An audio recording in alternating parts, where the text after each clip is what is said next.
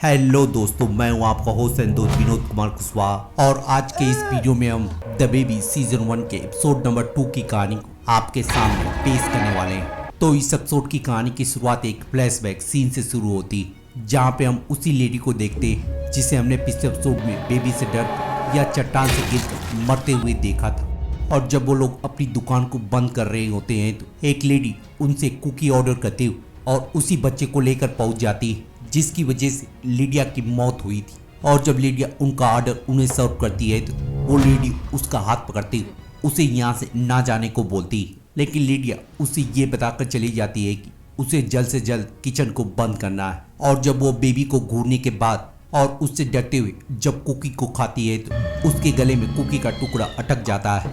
और जब वो किसी तरह से लिडिया से मदद मांगने की कोशिश करती है तो उसके हाई वॉल्यूम पे सॉन्ग सुनने की वजह से वो उसकी बात को सुन नहीं पाती।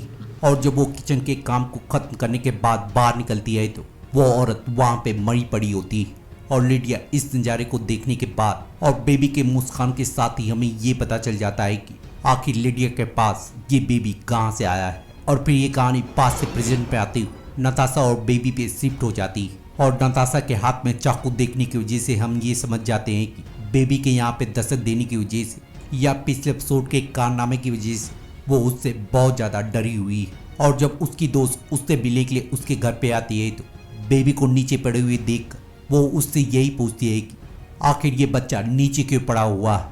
लेकिन नताशा उसकी बात पे ध्यान ना देते हुए और अपने दिमाग को कूल डाउन करने के लिए कॉफ़ी बनाने के लिए चली जाती है। और जब नताशा रीटा से बातचीत करती है तो उसे पता चलता है कि उसके दोस्त के हिसाब से ये उसका बेबी। और जब नताशा उसे समझाने की कोशिश करती है कि ये उसका बेबी नहीं तो उसकी दोस्त उसे बताती है कि ये उसका ही बेबी। और जब रीटा बेबी की केयर करने के लिए या उसे बाहर घुमाने के लिए उसको ले जाने लगती है तो नताशा अपनी दोस्त की जान को बचाने के लिए या बेबी से डरते हुए उसको लेने की कोशिश करती है। और हम इसी दौरान देखते हैं कि उन दोनों बेबी को लेकर बहस शुरू हो जाती है और नताशा रीटा पे गुस्सा करते हुए और अपनी बेबी को लेने के बाद उसे घर से निकालकर वहां से रफा दफा कर देती है। और फिर अपने दोस्त को कॉल करके या मैक को कॉल करके उससे ये जानने की कोशिश करती है कि ये बेबी उसका ही बेबी या किसी और का। और मैक पोकर नाइट के बारे में उससे गुस्सा होते हुए और उसे जानने के बाद उसे ये बताती है कि ये बेबी उसका ही बेबी। और फिर इस बात को जानने के बाद बेबी से वो कहती है कि तुम मुझ पे अपना जादू नहीं चला सकते और ये बात तुम भी जानते हो मैं तुम्हारी मॉम नहीं और मुझे भी मालूम है कि तुम मेरे बेटे नहीं और मैं जानती हूँ कि तुम्हारा खेल क्या है, लेकिन मैं इस खेल को खेलने वाले नहीं हूँ। और फिर बेबी को लेकर और थोड़ी बहुत छानबीन करने के बाद वो उसी रेस्टोरेंट में पहुँच जाती है जिसे हम फ्लैशबैक सीन में देख चुके हैं। और जब नताशा अंदर जाकर फजी से बातचीत करने लगती है तो उसका डॉग उसे देख या बेबी को देख उसके ऊपर भौंकने लगता है।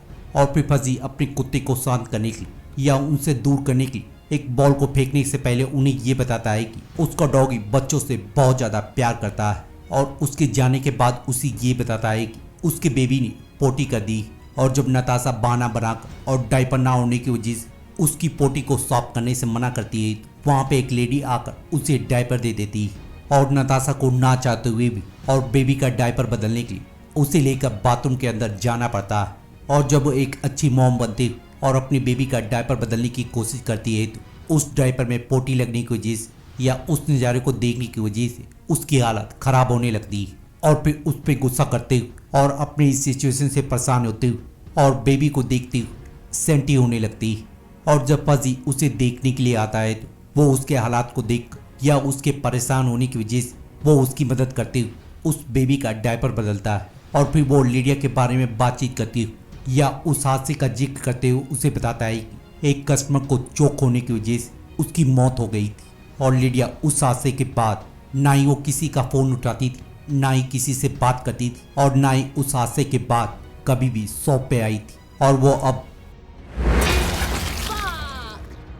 और जब नताशा उसके कैमरे को देखती है तो वो उससे बातचीत करती हुई उस इवेंट के दिन को छानबीन करने लगती है। और जब वो अपनी बेबी को दिखाकर उससे ये पूछने लगती है कि वो वही बेबी है तो इधर बेबी अपनी चाल चलती अपने पास पड़े हुए बॉल को बाहर फेंक देता है। और जब ब्रू या उसका डॉगी उस बॉल का पीछा करते हुए और उस बॉल को लेकर वापस आ रहा होता है तो बेबी अपना कमाल दिखाते हुए उस डॉगी को बीच रास्ते में रोक देता है। और जब पुलिस अपने डॉग को खोजते हुए बाहर निकलता है तो उस डॉगी का उसके सामने एक्सीडेंट हो जाता है और नताशा को इस कांड की आवाज़ सुनकर या बेबी के रिएक्शन से ये पता चल जाता है कि उसकी भी जान सेफ नहीं है। और फिर वो उसे लेकर और उसे रास्ते में ये समझाने की कोशिश करती है कि वो किसी भी वजह से एक कुत्ते को नहीं मार सकता है।